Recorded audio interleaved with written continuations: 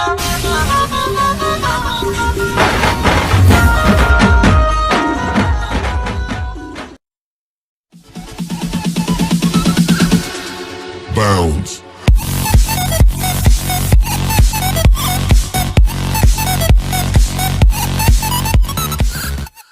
लोग कैसे हैं आप सब? बढ़िया एकदम मस्त। चलिए स्टार्ट करते हैं। तो गाइस आज हम लोग आपके लिए लेकर आ गए acid basis and salt of class 10th ICSE part 2। Guys part 1 आई है already uploaded in this video we will discuss about the basic of acid basis and salt and what is acid. We will full detail the acid, what is acid. हमने acid का full detail किया था part 1 में। तो अगर आपने part 1 नहीं देखा तो आप लोग को इस वीडियो के एंड स्क्रीन में मिल जाएगा या फिर नीचे डिस्क्रिप्शन बॉक्स में लिंक होगी।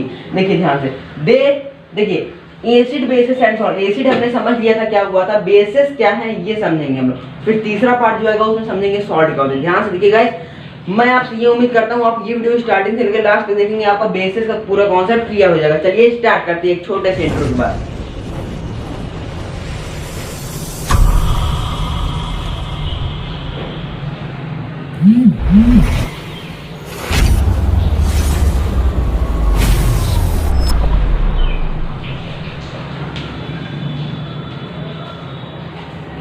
सो गाइस अब हम लोग यहाँ पर बात करते हैं बेसिस क्या होता है। They are metallic oxide. ध्यान से देखिए guys, they are metallic oxide, metallic hydroxide और नॉन मेटेलिक अमोनिया। जो बेसिस होते हैं या तो मेटेलिक और मेटल का ऑक्साइड होगा या मेटल का हाइड्रोक्साइड होगा या नॉन मेटल का अमोनिया होगा। देखिए मेटेलिक ऑक्साइड मतलब NaO जो होता है ऑक्साइड में वो आता है, हाइड्रोक्साइड में OH minus, non metallic ammonia में भी आता है। तो देखिए bases they are metallic oxide, metallic hydroxide and non metallic ammonia. Okay इतना समझ में आया। दे आर मेटेलिक ऑक्साइड या तो मेटेलिक ऑक्साइड होंगे या फिर मेटेलिक हाइड्रोक्साइड होंगे या तो नॉन मेटेलिक अमोनिया। देन उसके बाद आता है ये तीन जो है दे रिएक्ट विद एसिड। ये एसिड के साथ रिएक्ट करते हैं जिसमें किससे, हाइड्रोनियम आयन से। ये क्या बनाते हैं रिएक्ट करने के बाद, सॉल्ट एंड वाटर। ओके आपको इतना समझ में आया। अब हम लोग बढ़ते हैं अपने अगले टॉपिक की तरफ। अगला टॉपिक है हमारा क्लासिफिकेशन ऑफ एसिड।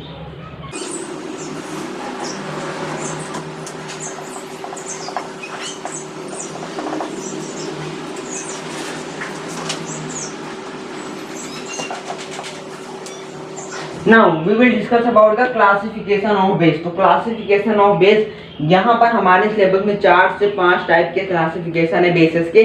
तो जो हमारे पास पहला क्लासिफिकेशन आता है वो है, देखिए ध्यान से देखिएगा, ऑन द स्ट्रेंथ ऑफ, देखिए ध्यान से देखिए, on the basis of strength, on the basis of strength मतलब कि स्ट्रेंथ के बेस पर हमारे पास, स्ट्रेंथ के बेसिस पर हमारे पास बेस होते हैं दो तरह के। पहला होता है स्ट्रॉन्ग, अभी मैं आपको सब समझाऊंगा चिंता मत करिए, स्ट्रॉन्ग बेस। दूसरा होता है वीक बेस। ओके इतना समझ में आया।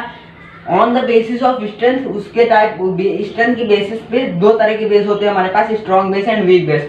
इतना समझ में आया। अब देखिए हमारे पास बेसिसिटी क्या होती है, the degree of dissociation of an alkali in aqueous solution. देखिए ये हमारे पास एक्वस सॉल्यूशन है, इसमें जब बेस की जो मतलब हमने बेस का एक मॉलिक्यूल डाला वो जितना उसमें घुल जाएगा, जितना उसमें आयनाइज होगा। देखिए ध्यान देखिए डिफिनेशन है हमारे पास, ध्यान से देखिए, द नंबर ऑफ, देखिए it undergoes almost complete ionisation in aqueous solution. मतलब कि ये जब अंदर जाता है एक्वस सॉल्यूशन में जाता है तो इसका आयनाइजेशन पूरा हो जाता है, फुल आयनाइजेशन। यहाँ पर क्या होता है, आयनाइजेशन फुल होता है। ओके गाइस हमने इसके नोट्स प्रोवाइड कर दिए हैं, हमारे चैनल पे है, आप लोग जाकर चेक कर सकते हैं। सैंपल पेपर भी प्रोवाइड कर दिए हैं। उसके बाद आता है वीक बेस। जब ये अंदर जाता है एक्वस सॉल्यूशन में तो वहां पर पार्शियल आयनाइजेशन होता है। तो जब पार्शियली आयनाइजेशन होगा तो वहां पे मतलब बेस वीक हो जाएगा, और अगर फुल आयनाइजेशन हो गया तो बेस स्ट्रांग हो जाएगा। इतना समझ में आया। अगर समझ में आया तो इस वीडियो को लाइक करें, हमारे चैनल को सब्सक्राइब करके बेल नोटिफिकेशन और प्रेस करना मत भूलिएगा। चलिए अगला टॉपिक देखते हैं।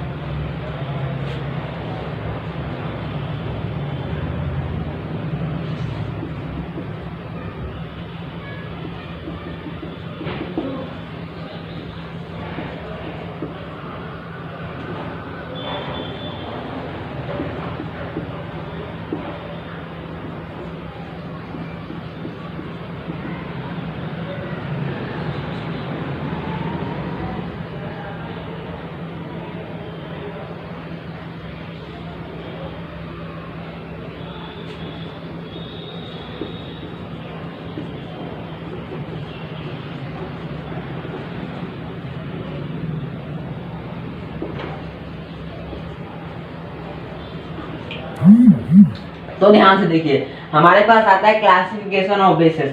अगर हम लोग उसकी एसिडिटी पर बात करें, on the basis of acidity, तो हमारे पास 3 तरीके होते हैं। पहला होता है non mono basic mono acid base, दूसरा होता है डाई एसिड बेस, तीसरा होता है ट्राई एसिड बेस। ध्यान से देखिएगा, नाम थोड़े कंफ्यूजिंग है। Mono acid base, di acid base, tri acid base. Okay, यहाँ पर देखिए, अब हम लोग बात करते हैं बेसिस ऑफ एसिडिटी। एसिडिटी के बेस पर, एसिडिटी के बेस का मतलब क्या होता है? देखिए हम आपको बताना चाहते हैं, हमारे पास एक सॉल्यूशन है, उसमें एक्वा सॉल्यूशन, मतलब एक्वा का मतलब वाटर का सॉल्यूशन है। तो वहां पर क्या होगा? देखिए हमारे पास एक वाटर का एक्वा सॉल्यूशन है, मतलब एक्वा सॉल्यूशन है। वहां पर अगर हमने एसिड को डाला, बेस को डाला, हमने वहां पर बेस के एक मॉलिक्यूल को डाला, और वो एक मॉलिक्यूल अंदर जब आयनाइज होगा, वो जितने अंदर ये आयनाइज होगा ना, मतलब ऐसे ऐसे आयनाइज होगा, वो जितने हाइड्रोक्सिल के आयन देगा, मतलब हाइड्रोनियम आयन जितने देगा, अगर वो एक हाइड्रोनियम आयन जितने देगा, हमने बेस के एक मॉलिक्यूल को कंटेनर में डाला जिसमें एक्वा सॉल्यूशन है, और वो अंदर जाके जितने हाइड्रोनियम आयन दे देगा वही होगा बेसिस ऑफ एसिडिटी। अगर वो एक हाइड्रोनियम आयन देता है तो हो जाएगा मोनो एसिड बेस। अगर वो 2 हाइड्रोनियम आयन देता है तो वो हो जाएगा डाई एसिड बेस। अगर वो 3 हाइड्रोनियम आयन देगा तो वो क्या हो जाएगा? Try acid base. इतना समझ में आया?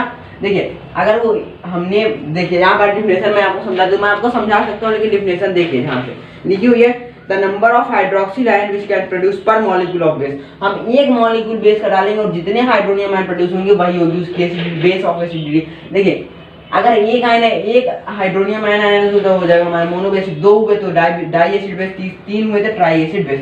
अब चलिए हम लोग इसके एग्जांपल सॉल्व करते हैं, मतलब कि इसकी इक्वेशन देखिए ध्यान से। नाउ तो हम लोग इसकी पहली इक्वेशन ले लेते हैं, मार्कर चेंज कर लेता हूं। देखिए Na plus OH, Na plus होता है OH माइनस होता है, तो यहाँ पर मोनो एसिड बेस का मतलब हुआ कि ये देखिए हमारे पास जब NaOH होता था, NaH है, तो जब वो अंदर जाएगा तो वो एक हाइड्रोनियम आयन देगा। देखिए ध्यान लिखा हुआ है, एग्जाम्पल है हमारे पास इसका NaOH, ध्यान दीजिएगा NaOH, यहाँ पर इसका बेस्ट एग्जाम्पल है NaOH, मतलब सोडियम हाइड्रोक्साइड। उसके बाद अगर हम लोग बात करें डाई एसिड बेस की, डाई एसिड बेस का मतलब एक मॉलिक्यूल जो है, एक बेस का मॉलिक्यूल वाटर जब एक्वा सॉल्यूशन में जाएगा तो 2 हाइड्रोनियम आयन देगा। तो उसका एग्जांपल हो जाएगा हमारे पास CaOH का वोल्टेज, मतलब कैल्शियम हाइड्रोक्साइड इसका एग्जांपल हो जाएगा। ओके गाइस, ये समझ में आया कैल्शियम हाइड्रोक्साइड कैसे होगा?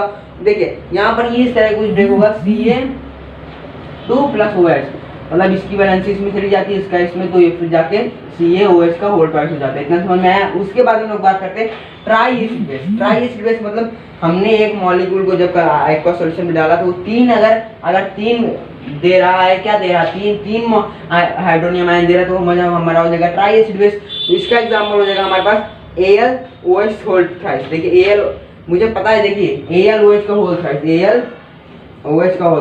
मतलब एल्युमिनियम हाइड्रोक्साइड। यहाँ पर क्या होता है? Al होता है और OH होता है, Al की वैलेंसी होती है 3, OH का होता है 1, ये इससे क्रॉस मल्टीप्लिकेशन हो जाता है तो AlOH का होल थ्राइस आ जाता है। इतना समझ में आया? चलिए हम लोग बढ़ते हैं अपने अगले क्लासिफिकेशन की तरफ।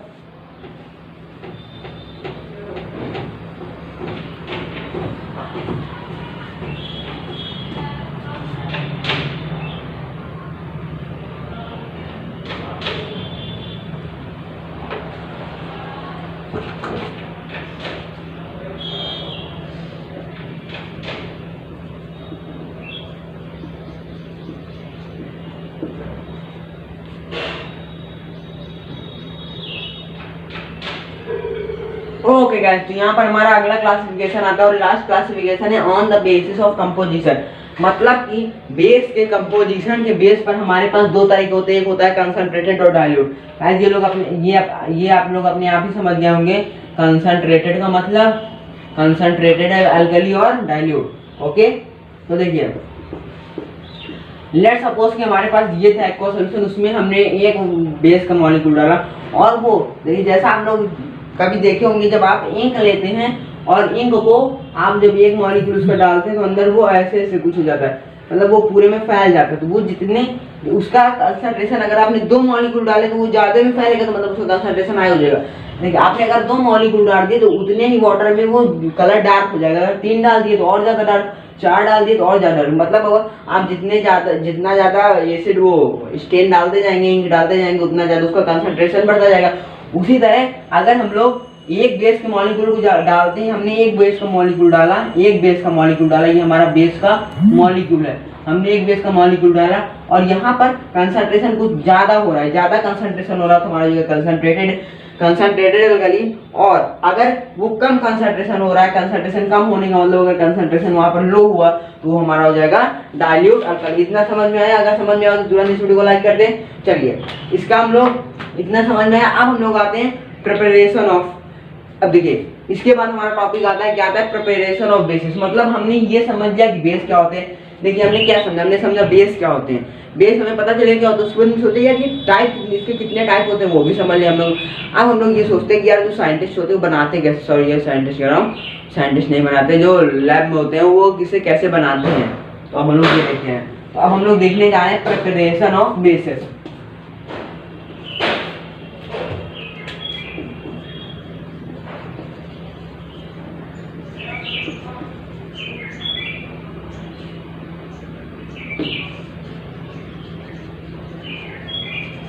ओके गाइस, तो यहाँ पर हमारे पास प्रिपरेशन ऑफ बेस का पहला जो आता है, मतलब पहला टाइप फ्रॉम मेटल्स। यहाँ पे हम लोग मेटल से जो है बेस बनाते हैं। कैसे मेटल से बेस बनाते हैं? देखिए 2 mg है हमारे पास। देखिए हमने 2 मैग्नीशियम के मॉलिक्यूल्स लिए plus O2, 2 mg plus O2 आपने सुना होगा।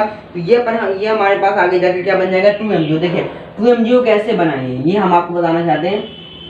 Mg के 2 मॉलिक्यूल्स थे, O2 के 2 मॉलिक्यूल्स थे, दो कॉमन आ गया तो बाहर आ गया 2 MgO। ओके, उसी तरह हम लोग कह सकते हैं, देखिए 2 mg प्लस O2 क्या हो गया? 2 MgO। अब इसका जो दूसरा आता है, दूसरे का मतलब जिस हम लोग इसकी दूसरी पॉइंट आती है कि हम लोग इसे और कैसे बना सकते हैं। तो ध्यान से देखिए,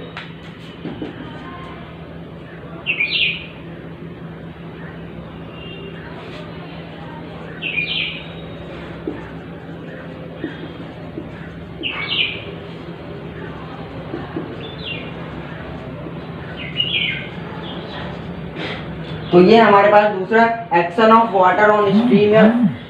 हम लोग या तो वाटर, मतलब वाटर होता है, स्ट्रीम दूसरा होता है वेपर का फॉर्म। तो वाटर और स्ट्रीम का जब हम लोग रिएक्शन करवाएंगे रिएक्टिव मेटल में, रिएक्टिव मतलब जो बहुत सारे रिएक्टिव मेटल होते हैं, क्या बताऊँ, हमने रिएक्टिविटी सीरीज की लर्निंग ट्रिक बना दी, आप लोग जाकर देख सकते हैं, हमारे चैनल पे अवेलेबल है। तो देखिए अगर मैं उसे बताने लगूंगा तो टाइम ज्यादा हो जाएगा। देखिए एक्शन ऑफ वाटर और स्ट्रीम इन रिएक्टिव मेटल। तो रिएक्टिव मेटल में जब लोग वाटर या स्ट्रीम से रिएक्ट करवाते हैं तो क्या होगा? देखिए आप लोग जानते हैं 2Na प्लस 2H2। यहाँ पर आप लीजिए 2Na प्लस 2H2O। ओके, हमने 2 Na के मॉलिक्यूल लिए और 2 वाटर के मॉलिक्यूल लिए। आगे जब ले जाएंगे यहाँ पर 2 यहाँ पर है, 2 यहाँ पर है, तो ये 2 कॉमन हो जाएगा। तो ये हो जाएगा 2NaH2O। ओके, क्या हो जाएगा हमारे पास? 2NaH2O। तो ये हो जाएगा हमारे पास action of water on stream in reactive metal. उसी के बाद हमारे पास तीसरा आता है। तीसरा आप लोग ध्यान से देखिए,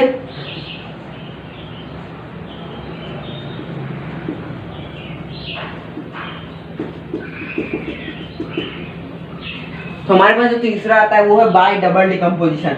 हम लोग डबल डिकम्पोजिशन हमने ये पढ़ चुका है कि रिएक्शन कितनी तरह की होती है। हम लोगों ने क्लास 9 में पढ़ा है, चैप्टर नंबर 2 है। तो आप लोग उसे भी जाकर देख सकते हैं, वो भी हमारे चैनल पे अवेलेबल है। 20 मिनट का वीडियो है, ज़्यादा बड़ा नहीं है, लेकिन वो आपको बहुत ज़्यादा स्वाइप अप करना होगा तो मैं आप प्लेलिस्ट बना दूंगा ना। यहाँ पर हमारे पास आता है bye double decomposition. Double decomposition से हम लोग कैसे एसिड बेस बना सकते हैं। यहाँ पर आप लोग ध्यान से देखिए, FeCl3 का मतलब यहाँ पर आप लोग समझ सकते हैं ferric chloride plus 3NaOH plus 3NaOH। तो यहाँ पर हम लोग डबल डिकम्पोजिशन करेंगे। डबल डिकम्पोजिशन क्या होता है? ये इसको डिकम्पोज कर देगा, ये इसको डिकम्पोज कर देगा। तो आखिरी में जो हमारे पास आएगा वो आएगा FeOH का होल थ्राइस। देखिए Fe की वैलेंसी होती है 3 तो और OH की होती है 1। तो FeOH का होल थ्राइस, FeOH का देखिए हम आप लोगों को बताते हैं Fe और OH का हमने किस लिए करवाया। इसकी होती है 3, क्या इसकी वैलेंसी कितनी होती है? 3। इसकी होती है 1। ये इससे किया गया, ये इससे। तो FeOH का होल थ्राइस आया प्लस उसी तरह यहाँ पर होगा, देखिए Cl। अब हमारे पास क्या था? Cl और Na। तो दोनों की होती है 1 1। देखिए हम लोग आपको ये बताना चाह रहे हैं, देखिए Cl और Na तीनों की होती है 1 1। अब देखिए यहाँ पर क्या है, Cl भी 3 है, यहाँ पर Na भी 3 है, 3Na plus 3Cl plus 3Na हो जाएगा हमारे पास 3NaCl। ओके, तो हम लोग कुछ इस तरह एसिड बेस बना सकते हैं, प्रिपरेशन ऑफ बेस। उसके बाद आता है गाइस हमारे पास, उसके बाद है हमारे पास प्रॉपर्टीज ऑफ बेस। तो बेस की फिजिकल प्रॉपर्टी होती है, ये शार्प और बिटर टेस्ट के होते हैं, मतलब शार्प मतलब पतले होते हैं और बिटर कड़वे होते हैं। जैसे सोप आपने अगर कभी टेस्ट नहीं किया होगा, सोप जो आता है हमारे घर में जिससे हम लोग वो नहाते हैं, तो वो सोप जो होता है, अगर आप उसको कभी टेस्ट करके मत देखना मत, अगर कभी कर लिया हो गलती से, मैंने एक बार किया था कभी जब हम छोटे थे, तो बहुत वो कड़वा था, आप लोग मत करिएगा, वो कड़वा टेस्ट का होता है, तो वो भी बेस है एक तरह का। और आगे आता है they change red litmus to blue. जो हमारे पास रेड लिटमस होता है उसको बेस क्या करता है, ब्लू में चेंज कर देता है। ओके, रेड लिटमस को किस में चेंज कर देता है, ब्लू में। और इसकी बहुत सारी होती है, जैसे दे आर स्ट्रॉन्ग इलेक्ट्रोलाइसिस, ये कोरोसिव होते हैं, तो ये सब हो गया। अब हम लोग आपको कुछ बेसिस के नाम बताएंगे। देखिए कुछ बेसिस के नाम, बेसिस बहुत तरह होते हैं। देखिए हम लोग 2 बेस के नाम बताते हैं आपको, sodium hydroxide, potassium hydroxide, magnesium hydroxide, sodium oxide, magnesium oxide, या तो मैग्नीशियम ऑक्साइड होंगे, या देखिए या तो वो मेटल ऑक्साइड हो सकती है, मेटल हाइड्रोक्साइड होगी। तो ये aluminium hydroxide, sodium hydroxide, magnesium hydroxide, उसके बाद बहुत सारे उसे जितने भी मेटल उनका ऑक्साइड बना दो, हाइड्रोक्साइड बना दो, बन जाएगा आपका बेस। तो गाइस यहाँ से हमारा ये चैप्टर होता है खत्म, मतलब ये बेस का कंसेप्ट होता है खत्म। अब हम लोग अगले वीडियो में बात करेंगे इंडिकेटर्स की पीएच वैल्यू और सॉल्ट। वो छोटा रहेगा तो हम लोग अगले एक वीडियो में कवर कर देंगे। अगर आपने अभी तक हमारे चैनल को सब्सक्राइब नहीं किया, सब्सक्राइब कर दीजिए, बेल नोटिफिकेशन ऑल पर सेट करना मत भूलिएगा। अब हम लोग मिलेंगे अगले वीडियो में, बाय बाय, टेक केयर।